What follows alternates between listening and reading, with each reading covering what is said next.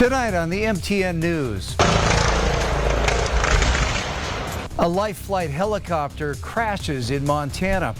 Also, a solution to years of water woes. Doing everything we can to move through this. How a construction project will make the water safe to drink again in Warden and Ballantyne. And her quest to graduate captivated the community. I'm grateful that we were able to do that and make a difference for kids that will follow in Emily's footsteps. We hear from the family of Emily Pennington as the state settles a class action lawsuit on aging out policies. The MTN News starts right now. From Montana's news leader, this is the MTN 10 o'clock news. Well, good evening and thanks for joining us tonight. I'm Russ Riesinger. It's something that most of us take for granted, clean, safe water out of the tap. But that certainly hasn't been the case for residents of Warden and Ballantyne who've had to deal with years of water woes. As David J. tells us tonight, there is a solution in the works.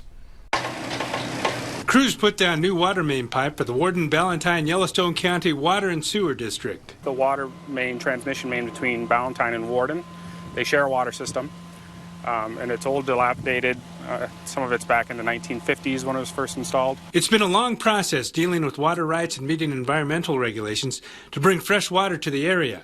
The nearly $11 million project started a few years ago with digging new wells at 40 feet below the surface to replace the old wells dug at 5 feet down. We're contaminated with the surface water. Now we're taking it down below and encasing it down below that surface water, and that which will give us good water. Mark Larson, board member and secretary treasurer for the district, says nitrates in the water are common because of fertilizer in farming areas, a problem that has forced the district to provide bottled water since 2019 because of health concerns with drinking the tap water. You can wash clothes, brush your teeth, take a bath, you can flush the toilets. I mean, you can do all of that. The only thing you can't do is consume it.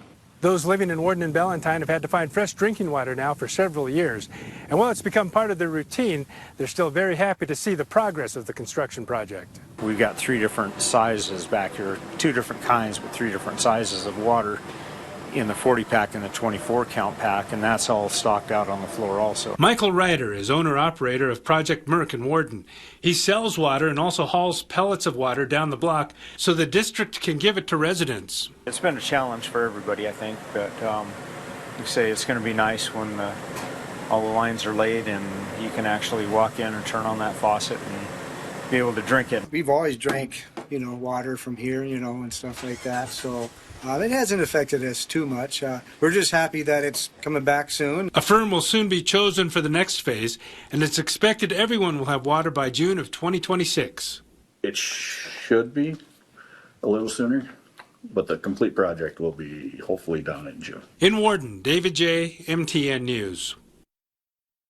A life flight helicopter crew survived a crash while landing to pick up a patient in Lincoln this morning.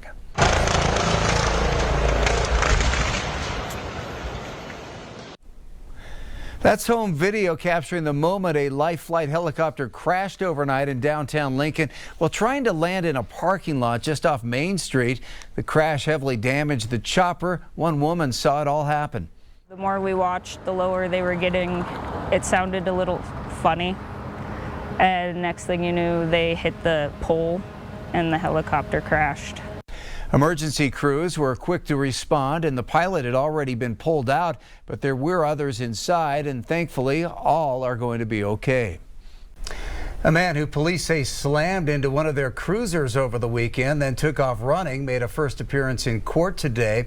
Johan Cruz Cuellar pleaded not guilty to 1 felony count of criminal endangerment and a misdemeanor charge of driving under the influence as well as obstructing a peace officer. The crash happened early Saturday morning in the area of 10th Street West and Avenue C. Police initially said Cuellar was from Honduras, but the state said today it's not clear where he's from. Bond was set at $25,000, but Cuellar is also being detained on an immigration hold. And a woman whose grandfather was allegedly smothered to death by her boyfriend pleaded not guilty today to several charges connected to that case.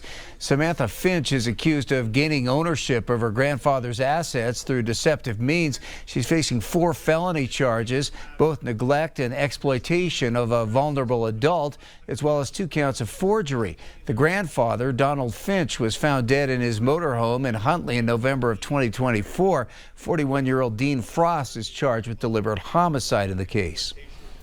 The number of women in Montana's correctional system continues to increase. Today, Governor Greg Gianforte toured the Riverside facility for women in Boulder. Here's MTN senior political reporter Jonathan Ambarian. Prior to May of this year, the facility behind me held about 25 older male inmates who were in need of additional medical attention. But since then, those men have been moved to Deer Lodge, and the facility has been remodeled to hold about 50 female inmates, freeing up space at the Montana Women's Prison in Billings. On Tuesday afternoon, Governor Greg Gianforte joined leaders from the Montana Department of Corrections to tour the Riverside facility just outside Boulder. And I think the most impressive thing to me was the reaction from the inmates themselves. We had a chance to talk to the women. They love this facility. It's a big upgrade. The inmates leaders spoke with are going through rehabilitation programs like horticulture. This is the incentive. Yeah. You want to come here, and so therefore you have to behave, you have to follow, you have to be programming. Billings has been established for a longer period of time.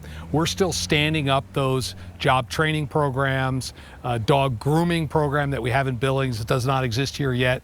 But as we increase capacity, we'll have the ability through scale to add those programs as well. Leaders are planning to renovate another building at the Riverside campus with the goal of adding another 50 to 60 beds. Montana Department of Corrections Director Brian Gutkin said that would be enough to get all the female inmates that counties have been holding for the state into a permanent placement. During the 2025 legislative session, lawmakers approved almost $250 million to renovate or build prison facilities, including a new facility to handle the growing number of female inmates. I asked Gianforte if this campus would be part of the long-term solution. Well, it's certainly going to play a role long-term. We probably need about 400 beds total for female inmates in the state, so this is at least a quarter of the need. Gutkin said the male inmates who had been at Riverside are being housed in temporary quarters at the Montana State Prison. There's currently construction at the prison aimed at adding more than 100 new beds. Gutkin says the eventual goal is to also build a separate unit for those medically needy inmates. In Boulder, Jonathan Ambarian, MTN News.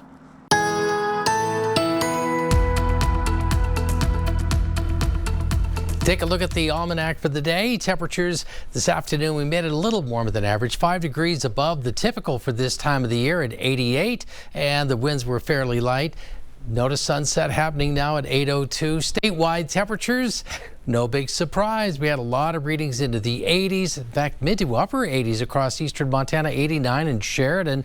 The temperatures just struggling to hit 80s in the southwest. Details on the forecast coming up. A Montana company known for its beef jerky has laid off most of its workforce. High Country Snack Foods has been in business for nearly 50 years. Roughly 40 of the company's 50 employees were laid off in Lincoln and Bozeman, but 11 have been brought back to work. MTN reached out to the owners of High Country. The company tells us it's committed to staying in business and blames the layoffs on financial challenges they say date back well before the current ownership. And Uncle Herschel will soon be back in the Cracker Barrel chair. President Trump sent out congratulations to Cracker Barrel tonight after the company reversed course and decided to keep its original logo. The decision to change set off an unexpected firestorm on social media, with conservatives accusing the company of going woke. Tonight, a follow-up on Emily Pennington's fight against School District 2's aging out policy. That issue, as you might remember, captured local headlines as Emily was denied graduation and the community stood beside her and her family. Hannah Pettiferi shares the family's reaction after a class action lawsuit over the policy is finally settled in Montana. This was 2 years ago. It was so exciting. Emily Pennington remembers how it felt crossing the stage at her West High School graduation. She's accomplished something with difficulties that other kids have not had to deal with, you know, physical and academic. Her mom, Jana, says now she continues to stay active in the community. She still works in their child care center, and she loves it. She volunteers at a preschool.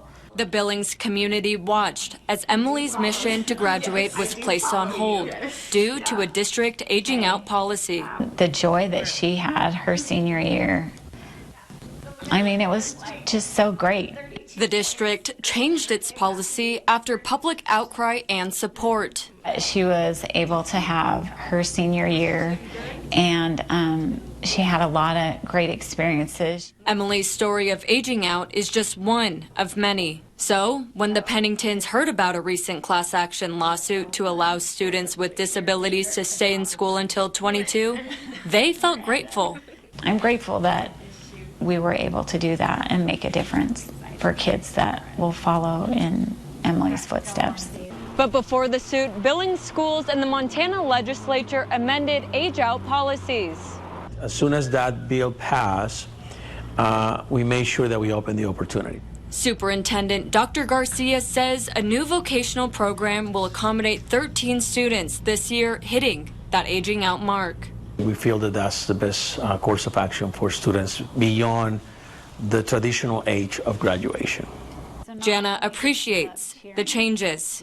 Sometimes there's extenuating circumstances with, and I think not only kids with disabilities, physical disabilities, but, you know, all types of disabilities that need a little help to get them where they can be to be a part of the community, to be involved. Because she and Emily know the value of a complete education. It really enabled her to gain the skills that she needed to be like an active participant in our community.